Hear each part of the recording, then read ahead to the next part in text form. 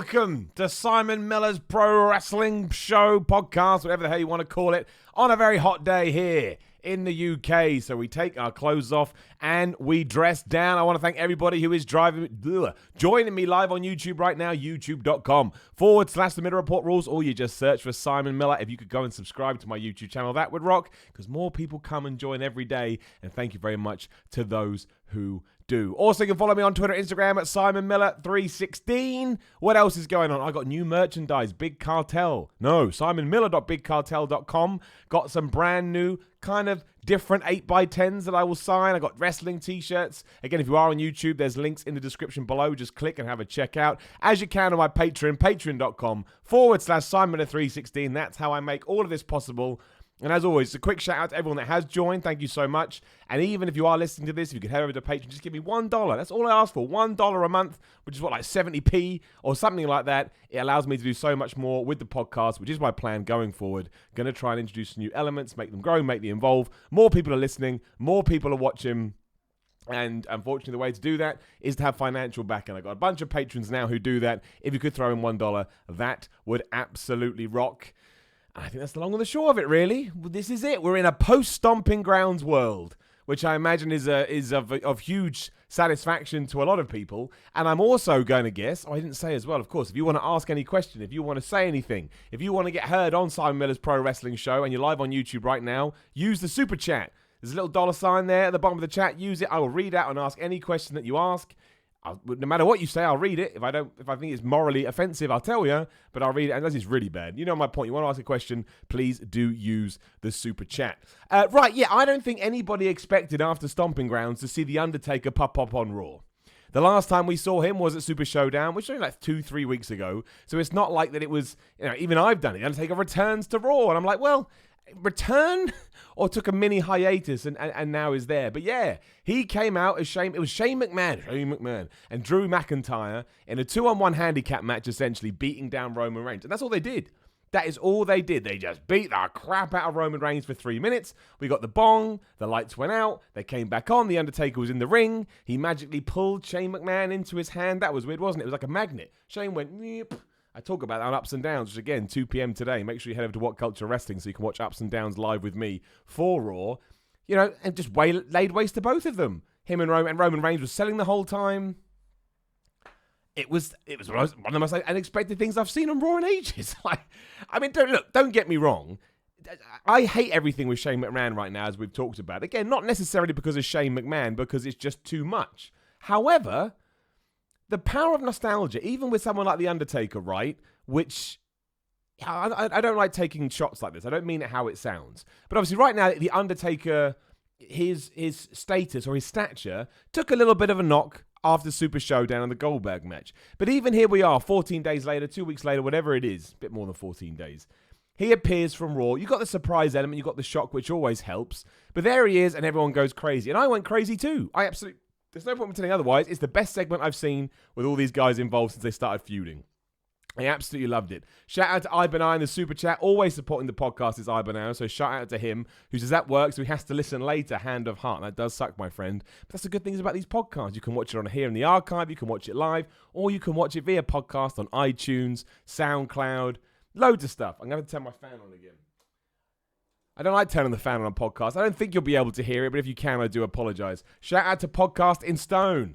Hand on the heart. Bray Wyatt is coming. I'm excited. Who is his target? He is coming. I'll talk about that in 1 second. He's second on my list today after The Undertaker. So yes, Podcast in Stone will definitely address it. But it's amazing the power that nostalgia has. And every time The Undertaker does turn up, the worry that I have, just go and look at the crowd. I think they were in Everett, Washington last night. Just go and listen to the crowd. Obviously, you get the surprise factor. Always, like I say, always has to be taken into account. But they go absolutely crazy. Because it's The Undertaker, right? It's a bona fide superstar.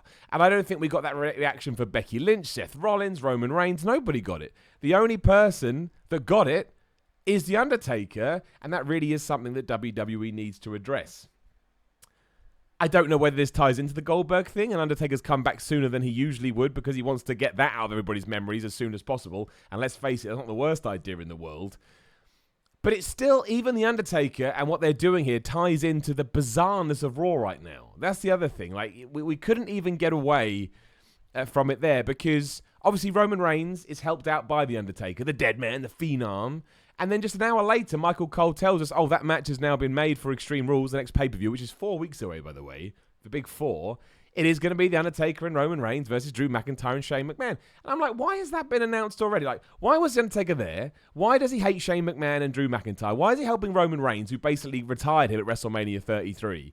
There's so many questions. And I know that WWE can still answer them over the weeks that we've got coming up. But why couldn't we have built to this? Why couldn't it have been left out in the ether about what may potentially happen next week or 2 weeks? You know, why couldn't it have been that? Why couldn't there have been some reasons to put it? Maybe Roman Reigns doesn't want to team with The Undertaker. I mean, I assume he does now, but I think you could have done something at least for a couple of weeks where maybe Roman Reigns is a bit hesitant, doesn't trust The Undertaker because of everything that's happened, as opposed to just shoot an angle and then a month out from a pay-per-view go, oh, by the way, we're going to get that at the pay-per-view. That's really weird to me. I remember why tune in to next week? All you really need to do, if that's the way you're going to book the shows, is tune into the go-home show before before the pay-per-view, and they'll just tell you everything, because nothing else ties in. It is so strange. Shout out to Ryan Everme in the super chat. He said, did you see Abby behind The Miz? Not only did I see Abby, Ryan Everme, I also saw Mercy the Buzzard when Kofi Kingston was in the back. I watch Raw, so you don't have to, and I watch it damn hard. But yeah, I'm going to talk about Bray Wyatt in 1 sec. But I did see it. I thought it was cool. Richard Dalloway, he says, just a tip of the hat to the tank top man. I know I don't usually wear tank tops. It always makes me feel a bit uncomfortable. You know this if you watch my vlog series, but it's too hot today. Like I say, I'm under massive studio lights. I got the fan going, and I'm still boiling. So it's not t-shirt. Well, it is t-shirt weather, but, you know, if you can take off those sleeves, we should do it. Shout out to Stephen Goodwin in the super chat who says, huge thank you. Huge thank you to you for being the most polite and down-to-earth wrestling YouTuber out there. You are true inspiration, and watching your journey has been a treat. That is a lovely thing to say, my friend. Thank you, Stephen. You humble me. Genuinely, you make me stumble over my words, which I don't usually do. So thank you, my friend. I'm glad I could bring you any entertainment that I can. And thank you very much for being there with my journey as well. It's a crazy thing to go on, but it's been a lot of fun. I wouldn't be able to do it without good guys like yourself and everybody else in the chat right now and listening at home and all around the world, as they say. So thank you very much. So the question is now, what the hell even happens with Undertaker at Extreme Rules? Is he back for good? Like, take that. Is he just coming in for a one and done because they need to boost attendance figures? Obviously, Stomping Grounds didn't have the best, not a lot of people went. Does it tie into a Roman Reigns thing? I mean, there's just so many questions. And I want them to be answered, and that's fun. I just find it crazy that he comes back and all of a sudden he's got a match. And I get it. It's to make people talk about it like this. I'm now advertising Extreme Rules by proxy. But it was a great moment. And really, we need to start building more stars like that. I know it's not easy. Of course it's not. But when you hear the reaction to somebody like The Undertaker compared to everybody else, it does make you go, oh boy, that's what we need all the time. We need that reaction. We need that guttural instinct. Oh my gosh, there he is. How we get there, I don't know. That's the big question. But he did come back on Raw. I did like it, as I say. It's the best thing that I think the whole Shane, Drew, Roman thing has done. Just for the, And you can't do that all the time, but I think if you have it on the cards, you should at least try. So, yeah, I mean, let me know what you think in the super chat and stuff, and we can read those out. Jeffrey Pridemore has done that, hand on the heart, and he says, Shane has already taken both The Undertaker and Roman to their limits. He is the best professional wrestler in the world, after all. That's such a good point, because Shane McMahon only lost to The Undertaker at WrestleMania 32 because he jumped off the Hell in the Cell. If he hadn't have done that, don't forget, he was pounding The Undertaker. And yeah, he smashed Roman Reigns to bits at Super Showdown. Shane McMahon on the pecking order is higher than Roman Reigns and Drew McIntyre. So if he can get his win back, maybe WWE are just booking this so Shane McMahon can get his win back over The Undertaker. You didn't think about that, did you? Can you imagine the rage if that went down? Very strange all round, though. Very, very strange all round. Sean Gahan in the super chat says WWE announced Take It Extreme Rules to try and avoid poor ticket sales coming off Stomping Grounds, in my opinion. Also keep up the great work. Thank you, Sean. You're right. As we just said, I totally agree. I think it's a preemptive attack to make sure nobody thinks this is a growing trend. So they're like, let's jump on it. Let's get The Undertaker involved. I really don't mind that. I don't. In fact, after watching the Goldberg match at Stomping Grounds, I think taking The Undertaker and putting him with quote-unquote young guys, I would call Roman and Drew more established guys, and putting him with Shane's not necessarily the best idea in the world. But, that's much better than putting him against legend versus legend. I think the legend versus legend matches need to just be laid to rest for a little while.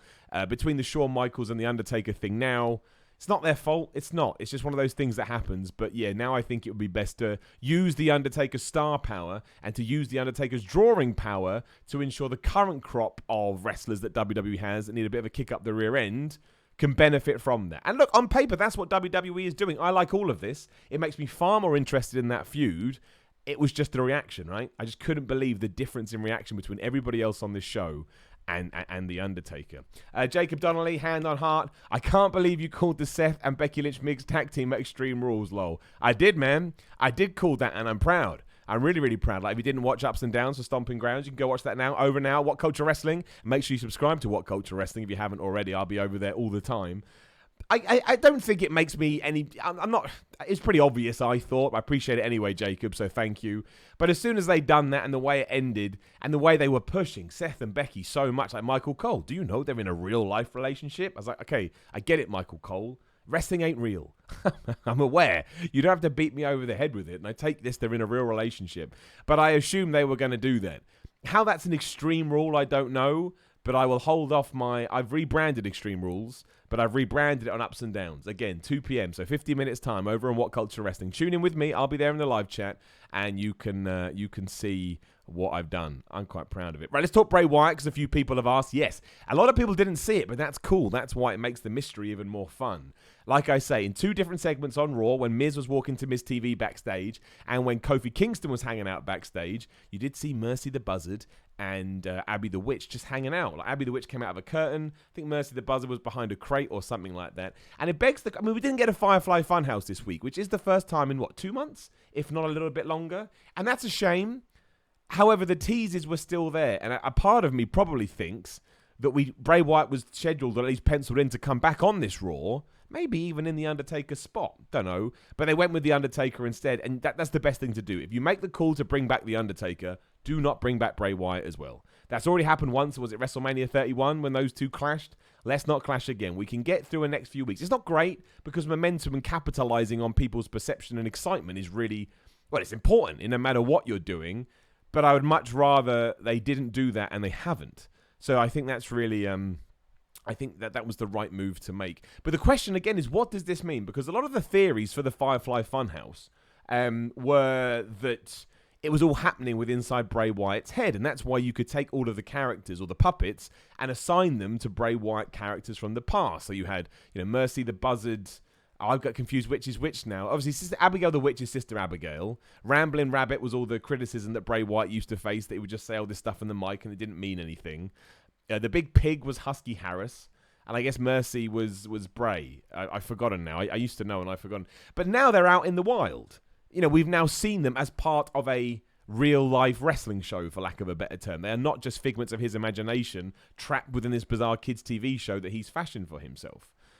It's not the end of the world, because you could probably just forget about that if you wanted to. Although that sucks, but I just expect that from WWE now. If that's what they're going to do all the time, eventually I assume that's the way we're going to go. But it does bring up, it opens a new door as to what this all means and how they're going to apply it to the ring, I guess is my point. Again, let me know in the chat what you think. What do we do with Bray Wyatt? Like we said last week, I'm still 100% behind the idea. Bray Wyatt storms into the ring and takes the belt off Kofi or takes the belt off Seth, because I think it establishes them then as a top guy, which is what he needs. But in terms of how he takes everything we've seen and becomes a wrestler with it and has a style with it, I don't know. I don't know what the answer to that is. I think that's going to be one of the most interesting things we find out in all of 2019. Because if you make it work, you're going to smash it. And I think you've got something with Bray. And if you don't, you then worry. You're in that second album syndrome place. You think, well, we did this with Bray Wyatt, and now we're doing it again with the new version. Why can't we get this to work? Shout out to Frequently Fly in the super chat, who says WWE hasn't done a lot right lately, but they've booked Kofi strong like an actual champion. They have. So many people thought he would have lost it, not just by now, but within a week. They thought it was going to be one of those quick turnarounds. And, all the credit in the world to WWE, because regardless whether you like his reign or not, there's no right or wrong. It's completely up to you. But he wins matches. He wins with his finishing move. I know he won by countout this week, but he won by countout by slamming that SOS on the ring bit outside the ring on the ramp. He looks strong and he's confident. and he's still retained that lovable babyface nature. He hasn't had to do anything different. So yeah, shout out to Kofi Kingston and WWE. I don't think it's the best title reign I've ever seen, but in terms of putting somebody in that position, he's doing great. He really is. Podcasting Stone in the super chat, hand on heart. When talking about creating stars, I think Bray Wyatt could be the next big one. His segments are getting big pops and he hasn't returned in ring yet. Goes back to what we were just saying. Absolutely. It's all about when we make this transition into the ring. I'll say it again just to reiterate it. It is the most important thing of 2019. We have something here. We can definitely do something with this, but it has to be treated with kid gloves, ironically. We can't have Bray Wyatt come back in and fail. He's got to come back in and he's got to absolutely smash it. No two ways about it. I just hope that they do. And I hope we're not having a conversation like this where we go, oh man, it didn't happen. Because I agree with you. I'm excited about Bray Wyatt. And I was never the biggest Bray Wyatt fan before. I had my own, I didn't like his entrance, but we've done that before. And my man Derek Arla in the super chat says, don't worry, man. I feel you're on comfort. The heat index will be 100-ish degrees, 38 to 40 Celsius here in Texas. Good grief. I hope Bray goes straight to the main card and not sucked into this mid-card vortex. Totally, man. That's the other problem as well. So many people are just hanging out in the mid-card at the moment. I mean, Sami Zayn is there. Kevin Owens is there. You could argue that Kofi Kingston is there and that Universal Championship is taking priority as the Raw title usually does. Baron Corbin doesn't really feel like a main eventer. You know, we've talked about the issues there before. Dolph Ziggler's in that position. Samoa Joe is there. Ricochet is there. Oh, we could do this all day. I don't want to start listing wrestlers. But that's the issue. We need to define these cards more. Who are your top guys? Who are your middle guys? And I don't think it's being helped by the fact the wildcard rule is now just dead. Thank goodness I did a funeral for it last week's on Ups and Downs. It wasn't referenced at all on Raw this week. And I didn't bother counting, but I know there were a lot of people. There was these three, because the New Day, Xavier Woods and Big E were there, but they may count as one. Who knows? There's no rules. So I think we need the dual world champions aren't helping in terms of trying to establish who your top guys are and who aren't your top guys, because when you have Kofi and Seth on the same show, both those belts lose their allure because you've got two. The whole point is you're supposed to have a SmackDown champ and a Raw champ. Oh, why am I even bothering? There's no point. There's no point going down that path. But we will talk about the other strange decisions that they've made in 1 second. I'll just give a shout out to Derek again in the super chat. Always appreciate it. Hand on heart. Bray comes in after the mixed tag match at Extreme Rules, attacks Seth. Bray versus Seth for SummerSlam with Wyatt going over. Hell yeah. You can do that till the cows come home. Why the hell not? Baron Corbin would probably have to get... Oh, no, you said after it's over. Yeah, so it's done. Let Seth Rollins and Becky Lynch win. That's what we want. They're in a real life relationship, if you don't know. And then just reintroduce Bray Wyatt and exactly head into the second biggest event in the year with him at the top. Put him over strong. Seth still had a good title run for 2019. That's like 6 months. Just under 4 months. But again, it's not like he's lighting up the world. There's no offense to Seth Rollins, but he's not. Great idea, Derek. I'm with you. I'm with you 100%. If you get a job writing WWE, I'll support you. Jeffrey Pridemore in the super chat. What do you think about doubling back to the Undertaker Bray feud with Bray standing tall in the end this time? I'd be all for it. As long as Bray wins... and you're putting him in there against top guys, be that, guys with world championships or someone like The Undertaker. No matter what The Undertaker has been through, he is still considered a legend. He still has a legacy. He's arguably WWE's greatest ever creation, and still beating him means something, even though I know it's a bit all over the place. And also, there's a built-in storyline there as well. If you talk about everything that happened at WrestleMania 31, and this is Bray Wyatt coming back and making it work, he feels better than he did before. And it's right there. The evidence is right there. Old Bray couldn't get the job done. New Bray comes in there and smashes it. I'm all about that. And then he needs to go on to that Universal title of WWE. When he comes back, he's got to be the champion by the end of the year. And I still think that's too long. Give him the belt straight away. We never go all in with pushes. Let's start going all in with pushes. This ties into the other thing I want to talk about. My notes have moved. There we go. So, dog out. It scares the crap out of me. The dog outside just barked. Man, that got me. So, right, if you watched Raw this week, you will have noticed that there are a bizarre amount of new stipulations that have arisen. For example, you'll have one match, and then it will just transfer into another match for no reason. The first one was the 8-man elimination tag team match, and as soon as Daniel Bryan and Eric Rowan and the New Day were gone, we reset so we could do the Usos versus the Revival. Later on, Kevin Owens was fighting Kofi Kingston straight after Sami Zayn had fought Kofi Kingston. What else was there? We had all the stuff with Nikki Cross, Alexa Bliss, Naomi and Natalia. That was 2 matches pushed into one. And the reason that WWE are doing this is because they've decided they don't want adverts anymore when the wrestling is on. Now, I know this is hard to comprehend. You're not alone. It's a bizarre rule. But they have decided that you can't miss stuff miss the in-ring action anymore, because you wouldn't miss the in-ring action or the sports action on an actual sports show. And because Fox want a more sports-orientated product, they're now coming up with ways to experiment with that. And their answer is, well, we just won't have any wrestling during breaks. I'm all for change, and I'm all for trying something different. But the way they're doing this is nuts. It's nuts, because you can tell, when you watch this episode of The Raw, the hardest thing about it was you could see where this edict is now flowing through the show. So no, we're not booking for stories anymore. We're not booking for narratives. Again, keep an eye on What Culture Wrestling. I've got a big video coming out about this. I'm quite proud of it. But we are booking to ensure that the storylines of the matches fits around the adverts. That's the craziest thing I've ever heard in my life. That is the craziest thing I've ever heard in my life. Like WWE, I'm not mad at commercials. You've got to be crazy to not understand commercials. Commercials make money. That's why we have a third hour of Raw. And WWE needs to focus on them. They're a business. They're a business really before they're an entertainment product, as most things are. So you need the commercial breaks. But let's go back to the Attitude Era, the time that everybody loves. From 1997, so we'll go 22 years, WWE has been doing it fine. Not necessarily for the last 9 years. I think in the last 9 years, we've gone from do a suicide dive, cut to break, come back. But there's two ways to do it. You can deliberately plan a down moment in a match and then cut away from the commercial. Or you can just finish a match, cut away, and then when we come back, we're at a different segment featuring different characters, because it is a variety show. Because apparently, if you're there live, all you get is a bunch of heels coming out, cutting bad guy promos, depending on the hometown they're in. So someone came out this week and said, it's a hole, I wouldn't piss here, yada, yada, yada. So you're not missing anything. Why can't you just have Baron Corbin put somebody in a chin lock? I know that sucks, but if the live crowd isn't getting anything anyway, it makes no sense. And when we come back, we can just show a replay, and Michael Cole can go, oh, this is what you missed. The problem before is that you would miss when the heel got the heat on the face, or the face made a comeback on the heel. And therefore, you couldn't be into the ebbs and flow of the match, because you'd miss the ebbs and flow in the match. But going completely away from that and coming up with really strange stipulations, WWE is crazy. And I want to point out, I love WWE. I still love them. For all their flaws, I still love them. And I love watching them. And I still like watching Raw, even when it's crazy. But that doesn't mean we can't be observant and go like, what? Why have we done this? Why are we making the adverts more important than sensible storylines or a narrative that comes together? That makes no sense to me. Sean Gearhorn in the Super Chat, hand on heart. If you can string it out long enough, have Brock cash in at SummerSlam against Seth, then have Bray come out and attack Brock. These are all good ideas. These are all good ideas because you're involving the top titles and you're involving the top stars. Like if Bray Wyatt feuds with Brock Lesnar and wins, I don't ever see WWE doing that as much as I'd like it. But if you do, you just tell the audience straight away, please respect Bray Wyatt. Please treat him like a top guy.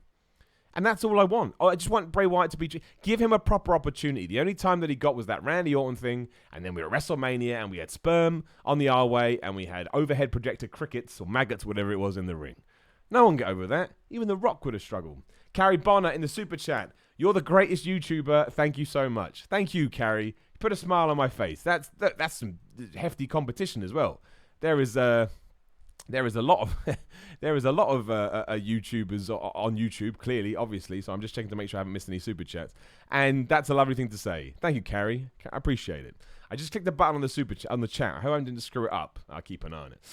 But yeah, so if you're wondering the 2 out of 3 falls thing that came from nowhere last week, that all ties into the adverts, as does the weird structure of this week's show, and also why Seth and Becky are now. And now I think, let me know what you think about Seth and Becky. Like Seth Rollins and Becky Lynch, obviously, if you don't know, are in a relationship in real life. WWE has seen this and they're now bringing it to TV in Extreme Rules. Yeah, we're getting Seth and Becky versus Baron and Lacey. With the odd stipulation that if Baron Corbin and Lacey Evans wins, they take all the belts. Which I can only assume means if Lacey Evans pinned Becky Lynch, Baron Corbin becomes Universal Champion, even though he didn't do anything. But let me know what you think about it, because I remember, this is like a soap opera podcast now, when those two got together, everybody was really excited about it. They loved it. And now, I think it was always going to make its way onto TV, because WWE loved everything with John Cena and Nikki Bella, and you can't do that for 2 reasons now. 1, neither of those people are on the show, and 2, they broke up. Don't forget they had a wedding proposal at WrestleMania. So WWE does like this stuff, and I'm not adverse to it, I just don't get this match. I'm being way too negative today. I just want to let you know I'm not upset about anything. I'm still enjoying stuff. I'm just giving you my honest opinion. But it's just because the individual feuds don't work. Like, Lacey has lost to Becky clean every time, and Baron Corbin has never come across as like a massive threat to Seth, and he's beat him every time as well. So why now would you ever agree to a match? Also, it's not an extreme rule, is it? That's not an extreme rule. I have a spin on this, but I'm saving it for my ups and downs because it's better. I've come up with it. Shout out to Justin Cass in the super chat who's just thrown some money in the pot. Thank you, Justin. And Aaron said, instead of no wrestling during ads, make Raw 2 hours. Well, they could do that, but I can't remember the figure. I think if WWE got rid of their third hour, they lose about $10 million worth of ad revenue. So the third hour of Raw is here to stay, and it's established now as well. As much as that may suck, it just is. And when things are established, as much as we may moan and hate about it, they're harder to go away. But you never know, I guess. It's the wrestling. Never say never. My man Derek in the super chat. One more before work. Quick thought on the women's segment. I'm tired of women only have stories based on friendship. Talk soon, man. Don't melt. I'll try. I get hot in the cold. Yeah, you're right. I mean, why point pretend otherwise? I thought everything with Nikki Cross, Alexa Bliss, Naomi, and I can't remember which one I didn't say now. Natalia, I think. I mean, just what you said there, Derek. Just what you said there. It was just absolutely crazy.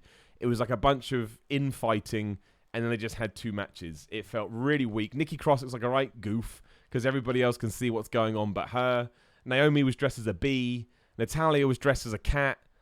Oh, it was really... It was just... I wouldn't even call it bad. It was just strange to watch. It felt like nobody knew what was going on, and I didn't know what was going on either, to be completely honest. Limelki KH2. I hope I got that right, but shout out to you who's just thrown some money in the super chat. Twice he's done that. So thank you, Lamel. I appreciate that massively. And Jacob Donnelly. I think, have I missed anybody? No, I'm good. And Jacob Donnelly has said, hand on heart, Jacob Donnelly, I would love to see a Bray Wyatt tease where random kids are scattered backstage and either Kofi or Seth ask them what's wrong and the kids emotionally say, let him in. That's how you start building that stuff. Creepy, terrifying, weird stuff that we can then come talk about on social media, on here, on everywhere. That's the stuff that people like. So hell yeah, let's do stuff like that. Let's go all out with it. Just don't overbuild. I think people are desperate to see Bray Wyatt in the ring now, so let's try and ensure that we capitalize. Again, capitalization on things is really important. Timing is so important. And sometimes, like when Goldberg won the championship in 2003, 2004, he really should have won it at the Elimination Chamber, which I think was SummerSlam 2003. Maybe I'm a bit off there. He ran through everyone. He took out Shawn Michaels, Randy Orton, and someone else in about a second, and it was cool. But then Triple H got a sledgehammer and smacked him. I was like, oh. Then, Goldberg did win at the next event, whatever the hell it was called. And it didn't feel that it would have been much better if he had won there because he felt like he was dominating. That's a weird example to pull out, but it goes to show that's what you've got to do now. Don't leave people waiting too long for Bray because the graph will start to go down. We've got to make sure we balance that out. Lamel KH2 in the Super Chat says, I'm so sick of the wildcard rule. 4 people all in caps. Well, to be honest, my friend, the wildcard rule is dead. I just don't think WWE is going to reference it anymore. So, all right, if you don't watch Ups and Downs, go check out last week's. We've done a funeral for it. We buried it. We put it to bed. Now you just got to grieve. You've got to mourn, and eventually we'll get over it. That's what it's all about. It's all about just getting back to where we need to be. Just realized I should have plugged my laptop in. I'll do that in a minute. QPR Forever said... hand on the heart, QPR. Apologies in the super chat. WWE played Spot the Crowd at the last pay-per-view. I need more, my friend. Drop me another comment in there. You don't have to put the super chat. I'll keep an eye out for you if you can. I don't know what spot the crowd. I don't know what that means. Yeah, we'll figure it out. So let me know about the Seth Rollins and Becky Lynch thing as well. Do you like it? Do you not like it? Oh, look, Driven Dog in the super chat has just taken the words out of my mouth. Hand on heart for Driven Dog. Why use Evans and Corbin and not Flair and Andrade? But that's the point, Driven Dog. Is this going to become a thing? Are we going to get to SummerSlam, for example, or maybe Survivor Series? Which kind of works, even though the wild card rule and the brand split is dead. But maybe there we do Andrade and Charlotte versus Seth Rollins and Becky Lynch. Maybe that's the WrestleMania match they've got planned for WrestleMania 36. I know you'll roll your eyes at that and you'll think, no way. I think WWE would presume that has money written all over it. I really do. In fact, I'm going to say it now. There is my almost year-out prediction. One of the main events, not necessarily the main event, is Becky Lynch and Seth Rollins teaming up, as long as, in the real world everything goes okay with both of them, taking on Andrade and Charlotte, maybe in another winner-take-all match. I've said it. There it is in my mouth. I'm throwing it out. I'm putting it in the ether. We can't go back now. So if it happens, you can blame me. I'm going to lean over here. I'm going to start getting my my plug ready. It's all tied up. It's all tied up over here. And I'm going to lean down again. It's fun being on my podcast, isn't it? Nice and professional. Never forget anything. You see some of these YouTubers and they're just smashing it. Not Miller. I run by my own drum. But that's why it works. That's why it works. What else have we got to talk about? Oh, we can talk about Braun and Bobby Lashley if you want. I don't necessarily think that we have to. The only thing I wanted to mention about Braun and Bobby Lashley is that I don't understand... Why did we take a break for 3 weeks with this? So we got an arm wrestling contest before Super Showdown. Braun Strowman beats him single-handedly. And then we're now back to doing weird skits on Raw. Why didn't these continue? And why would Bobby Lashley get any opportunity when he lost? I don't get it. I don't get it. And I like those guys. I think we could do much more with them. They feel like afterthoughts at this point. It was really strange. It was really strange. I enjoyed AJ Styles versus Ricochet. Again, we had the unfortunate problem that Gallows and Anderson came out. They tripped Ricochet. AJ Styles saw, and then he went, no, we're going to restart the match again, done for ad breaks. But look, it's AJ Styles versus Ricochet. It was really, really good. It was a non-title match. Eventually, they're billed for a US Championship fight. Probably do a tag team thing in beforehand, facing Gallows and Anderson. That seems to be the direction we're going in. But I can't get mad at a Ricochet versus AJ Styles feud in WWE. I think if we do get to the title match and we put it on something like SummerSlam, it will probably steal the show. AJ Styles is one of the best wrestlers ever. Ricochet is original and innovative and unique. That was a weird word. Innovative. That's hard to say when you're just rolling with it. And he'll smash it. They'll smash it. And it could be, if they're allowed to go, it could be, it really could be something to write home about. I sometimes think when you put guys like that in the same ring, the only thing that's holding them back is the quote-unquote WWE playbook. And sometimes you're allowed to deviate from that. I think that we should do that with AJ Styles. And I also think that AJ Styles should be used to give a huge rub to Ricochet. We were talking before about building stars. I know Ricochet isn't in the mold of your traditional WWE superstars, but he's so fun to watch. When I want to put on any kind of wrestling to get a non-wrestling fan involved, I find Will Osprey or I find Ricochet. More so Ricochet because he works in WWE and the production is so good in WWE. And they always love him, and they're always intrigued, and I think WWE can capitalize on that. And a great way to say, hey, we're going with him, is to have him have a long US title run and beat AJ Styles. I admit it kind of sucks that he won the title and then he's losing 24 hours later, but he did lose to AJ Styles, and we did get a proper finish. So I can't be too mad about it. It was a good finish too. I enjoyed it. Driven Dog in the super chat, when are we going to see a live reaction for What Culture? On a live reaction for What Culture? As soon as I can get up there, man. A few people don't realise I actually live down south. Obviously, Newcastle is where What Culture is based. I do the odd one here and there. Hopefully, SummerSlam. I'll talk to the guys and see if we can't try and arrange something for SummerSlam. That would be good. Or at some point in the future, yes. I love those guys. The more stuff I can do with them, the better.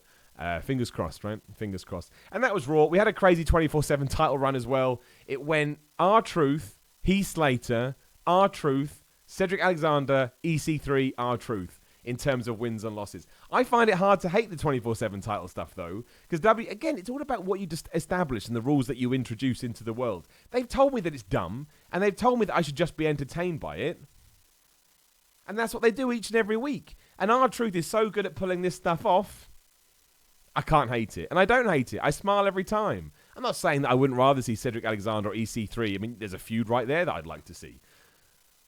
But if this is what we're doing, I do get a kick out of it. And week to week, I do feel like it ebbs and flows. Talking about ebbs and flows earlier. Look at the Drake Maverick wedding. That tied in. Drake Maverick came out, had a match with R-Truth, and he lost. Because he wasn't able to have sex after his wedding. That's what he said. He's not able to have sex after his wedding. Not my words. Not my words. Somebody has asked what time ups and downs for Raw are Australian times. I don't know. And I don't want to start getting into the time difference game because I'll get it wrong. It's always 2 p.m. BST, which is British summertime. You can go on Google and type in 2 p.m. BST in whatever Australian time is. I don't know. You have to forgive me. And it will tell you.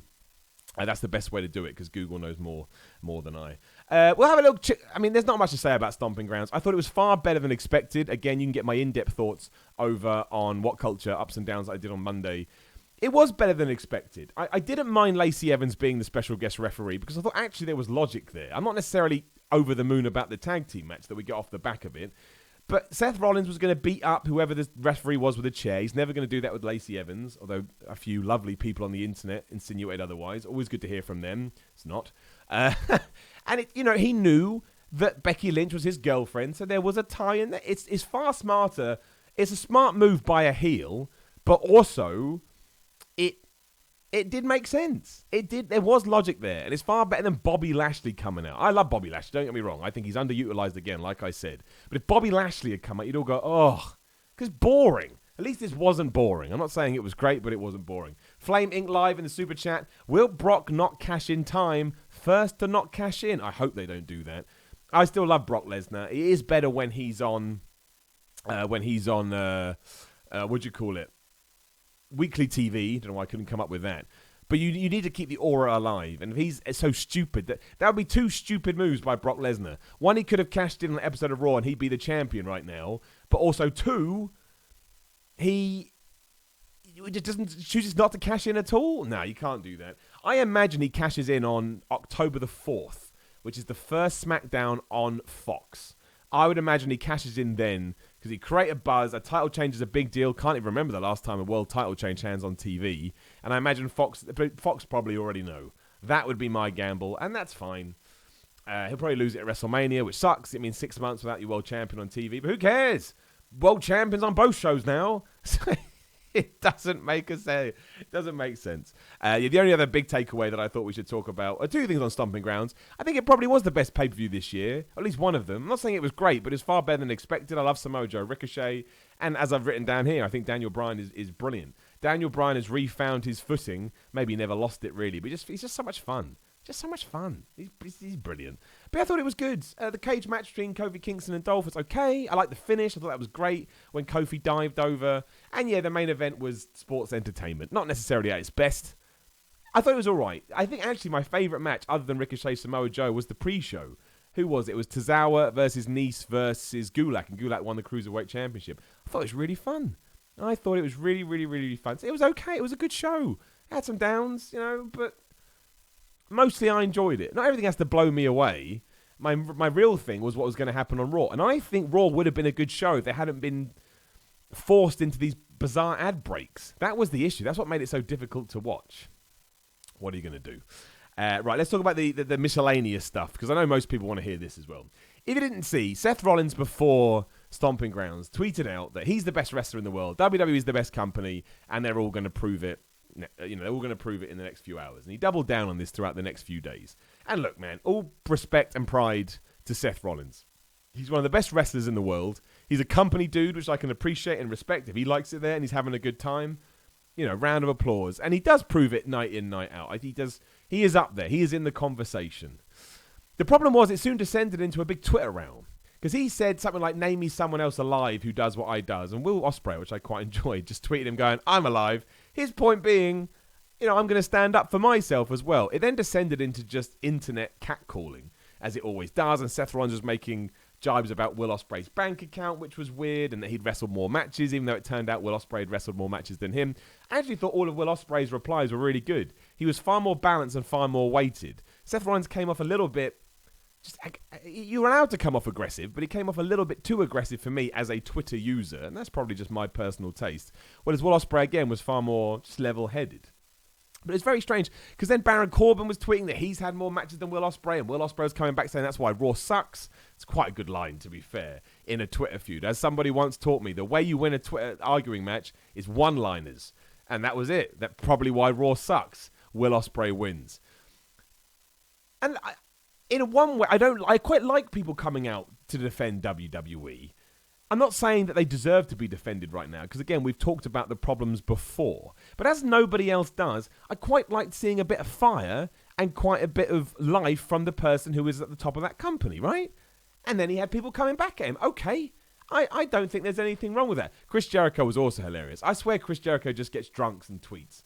He was saying stuff like, Will Ospreay's bigger than you, Seth Rollins. And then he tweeted out a picture of the tug-of-war contest between Bobby Lashley and Braun Strowman, like hashtag best wrestling company. That one was a little bit misjudged because some of Chris Jericho's best segments have been non-wrestling, like the Festival of Friendship, when he played musical chairs, the This Is Your... No, the Bob... No, what's his name? He did the other game show, which was amazing. I can't remember the host now, but that is one of my favourite Raw segments ever. So I'm sure Chris Jericho said that tongue-in-cheek, but I love how Chris Jericho will wind everybody up. I really, really do. And, I think Chris Jericho's made the best choice of his life joining AEW and able to stoke these fires. I think it's going to help everyone.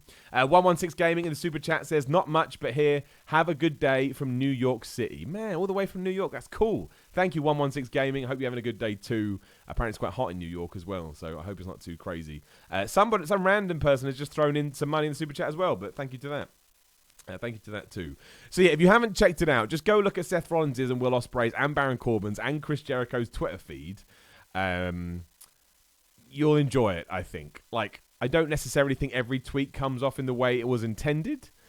And I totally respect the argument of some people saying, would Austin have ever done this? Would The Rock have ever done this? Is this Seth Rollins maybe playing down, for lack of a better term, to the Twitter crowd? Maybe, but Stone Cold Steve Austin and The Rock didn't have Twitter, so it's easy to say that. And look, it's good. I like seeing someone come to bat for WWE. You don't have to agree with it, but we've got AEW out there shouting, and New Japan is shouting. Someone should be shouting for WWE. So yeah, it was interesting. Again, you got Twitter's free, man. Twitter's free and it's public. You can go read about it now. It was very funny, and of course, in a few days, we've got the Fyter Fest. We've got AEW's Fyter Fest, which is kind of coming across like, I don't want to say it's their most low-key show to date, because I don't really know what they're going to do. It's a Kenny Omega idea that's going to combine gaming, and fighting, wrestling. How that sort of, transpires as a pay-per-view event, we don't know. But I'm excited about it. I think it's going to be fun. It's over here on pay-per-view in the UK. I think it's £9. I'm going to get it. Well, ups and downs for that, of course. AEW's getting bigger. But they don't need to do massive show after massive show. If this is a 2.5-hour pay-per-view with a bunch of good matches that I enjoy, that's 2 thumbs up right there. Like, it really, really, really, really is. So I'm excited. I think it'd be quite a good weekend. It's a nuts weekend. So we had Stomping Grounds on Sunday, then Raw, then SmackDown. Then we move into Saturday night, and we've got Fyter Fest. Also on Saturday night, don't forget, Newcastle, Built to Destroy for Defiant Wrestling. Mate, go to their webpage right now, Defiant Wrestling. Put it into Google, get all the things. If you're in the Newcastle area, come down. I think it's the Northumbria Student Union. That is it, the Northumbria Student Union. Come down. You can watch the first ever Ups and Downs match. That's right, we're doing it. That's how much of a goofball I am. Me versus Nathan Cruz, 15 minutes. 1 point for a pin, 1 point for throwing the other guy over the top rope. Vince Russo, eat your heart out. But yeah, make sure you come down and check it out. Or you can watch it online. I think it's access.defiant or defiant.access.com. Again, go to Defiant Wrestling. All the information is there. I'd appreciate the support. And I'll also say, if you head over to Defiant YouTube's wrestling page right now, the whole match with me and Kirby has been separated into its own video. Please go check that out too, just for the hell of it. Driven Dog says, please go on straight to hell with Ross Twiddle. While I'm sure that would be a lot of fun, I love Ross, he's a good guy. I would imagine it would be a conflict of interest as well. But thank you, Driven Dog. I appreciate that. And shout out to King Ross. Still smashing it with those what the fuck moments. WTF moments, sorry. Retract. But yeah, I wouldn't hold your breath. I wouldn't hold your breath just yet. Right, as always, let's just make sure nothing crazy has gone down while I've been doing the podcast. It happened once. And ever since it happened once, I'm like, man, I've always got to check. Because if something, I'll change the title if nothing else. Get those clicks. I don't think anything's going on. We've got obviously the the G1 starts soon, which will be exciting. Which Will Osprey has now done a great job in building up. But no, I don't think anything has been going down since we began away. A lot of people talking about Seth Rollins, which I can completely understand.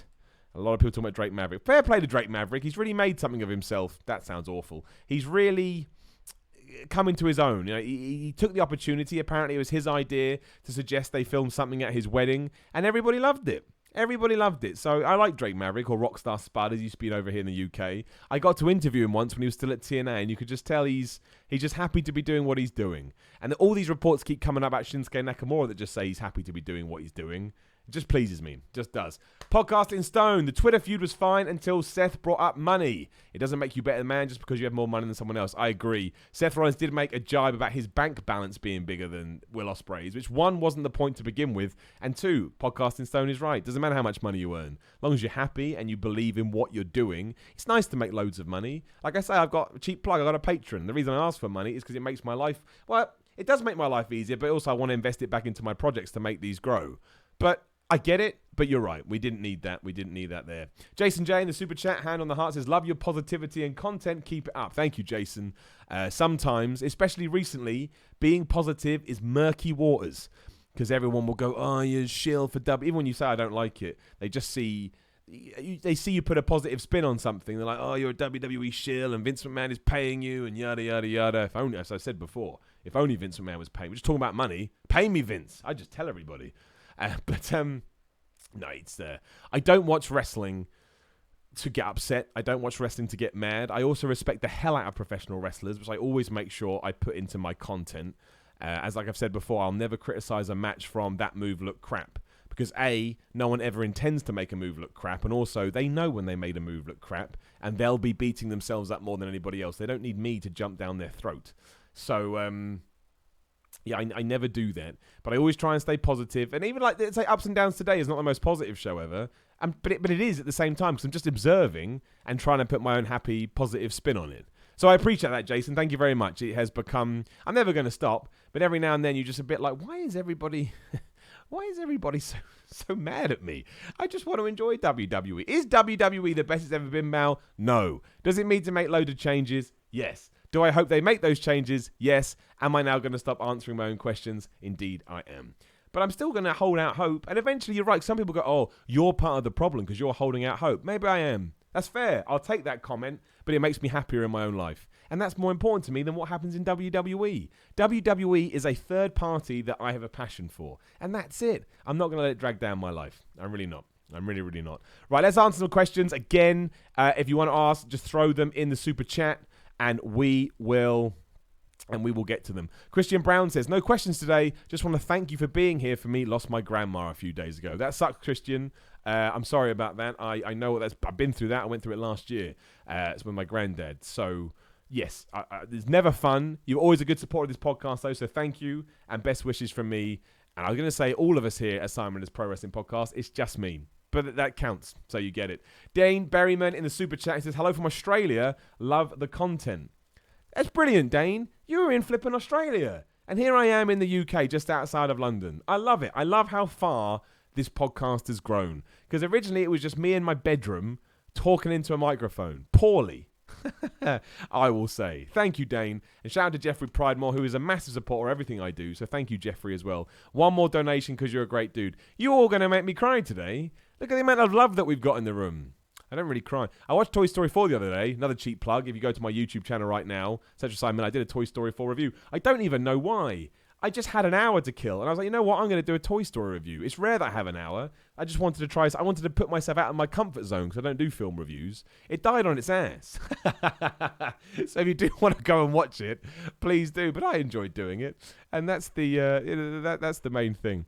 Colin Wright, hey Simon, hope you're well. Is it possible that Stomping Grounds was the best pay-per-view this year? Even the stuff people hated, example being the Rollins, Becky team and Lacey being the ref, made complete sense. Well, it's not the best pay-per-view this year in terms of all the pay-per-views, but yes, it's probably one of the better WWE shows, and I agree. You don't have to like what WWE did, but it did make sense. And as we are quick to jump down their throats for that, we should give them some respect. How about a real couples of WWE mixed tag team tournament? And my gosh, you've listed them all. So we've got Seth Rollins, Becky Lynch. We've got Belair and Ford. We've got Ricochet and Katzano. We've got Rowan Logan. It's true. We've got Cross and Killian Dane. Flair Andrade. Black Vega. Gargano, LeRae. Brian and Bree. Peyton and Dillinger. Oh, wait, lol, yeah. Cena, Nikki. Jimmy and Naomi. Sasha and that makeup guy. That's good, Colin. That's good. Miz and Maurice, Mike and Maria, Triple H and Steph, Bliss and Murphy, Ronda and the MMA guy. His name is Travis Brown. Lana and Rusev, Maya, Kim and Keith Lee, Strong and Shafir, Tyson and Natty. Colin, that is a flipping great idea. Everybody would hate it, but there's an idea in there. I respect it. I respect that massive. Let's do it. Let's have a fun, stupid tournament. WWE don't like tournaments. Vince McMahon don't like it, but he does like real-life relationships. Interesting. Good stuff, man. Colin also says, with Disney acquiring both Marvel and Fox, and Marvel proper gaining access to the characters they lost, X-Men, Fantastic Four, Deadpool, etc., how and when would you integrate the X-Men into the larger MCU? Not a wrestling question, Colin. I will answer that on my Thursday show, Why with Simon Miller. Cheap plug, 1 p.m. this Thursday. Come join me, Why with Simon Miller, live on YouTube, on Spotify, on iTunes, and all that stuff. We'll talk about it, I promise. Thomas Sutton, is Shane really going to be WWE champion by the end of the year? Well, look, it has got to the point that he could, yes. I was almost going to do a wide video about this, but I feel like the Samoa Joe thing has delayed that a little bit. But I can see a world, maybe not now with the Undertaker come back as well. I think at one point, plans on the table were probably for Shane McMahon to beat Kofi Kingston for the WWE title and Roman Reigns to then get that off Shane McMahon. It puts Roman Reigns back on champion. He'd be beating someone we're all desperate to see lose the belt, which is probably why WWE was over-featuring him to begin with. And it ends that feud. So it does tick a lot of boxes. I don't necessarily think that's not going to happen. I think it can still be on the cards. It may just have been delayed. If it's not happening at SummerSlam, I can honestly see that happening at WrestleMania. Don't want it. Don't think it's a good idea. But I can see it. So potentially. Jacob Donnelly in the super chat, hand on heart, says, do you think Bray should have a new finisher? Yes, I think so. I think anything you can do to disassociate from the Bray Wyatt of before is good. He's got a new character. He looks a little bit different. He's lost some weight. He's playing up to the things that he used to play up to differently. So why even remind anybody of what happened before? Just start afresh, start anew. It's not like the Sister Abigail was anything too incredible. It was okay. It was all right. But I think if you can come up with something new, you should do it. Bring him in strong. Bring him in different. I agree. I mean, I don't think there's anything wrong with that. James Lenan says, what were your thoughts on the new advert structure on Raw? It made the product a lot more watchable in the early hours of the morning, but there seemed to be a lot of less actual wrestling, which I don't feel great about. Well, if you liked it, James, good for you. I just thought you could see how convoluted and confusing it made everything as they tried to retroactively fit wrestling around adverts. But we talked about that, so I'll gloss over it. Nick Palmer, so the developers that make 2K wrestling games said they want to make a second game. They did. This was a couple of months ago. We started speculation that it could be an AEW game. No, it's 100% not. It's another, I can't get into it too much, it's another WWE game. It's Raw and SmackDown. They just want to have a product that can compete with theirs, because right now the WWE video game landscape is quite barren. So that's all it is. It's not an AEW game. 2K and WWE have a relationship. They would never allow for that to happen again. It would be a conflict of interest. It is not an AEW game. Doesn't mean that an AEW game isn't in the works, but it's not being made by 2K. And I'd rather it wasn't. If we're going to get an AEW game, I want something brand new. Get someone else to do it. You said, I don't think it will be. I don't think 2K would rock the boat. They can't. They've got a contract. It's impossible. And then you say, who could you see picking up the license and making an AEW video game? I don't know. I mean, I don't know. There's probably not anybody. I don't see an EA or an Activision. Unless it gets huge, EA would probably do it. Maybe Ubisoft, they sometimes take chances. But I would rather it was made under the radar from all of that. All those big companies are getting bogged down with all kinds of craziness with microtransactions. So I think that it would be best to stay away from them. But I do think AEW will get a game. I mean, the fact that Kenny Omega is there, who's well into video games. I know the Young Bucks are. I mean, Cody Rhodes is obsessed with Zelda. He often has Zelda, marks on his boots and stuff. Of course, it makes perfect sense in the world. The way they announced they were going to be on TNT was with that image that looked like WrestleMania 2000 or No Mercy.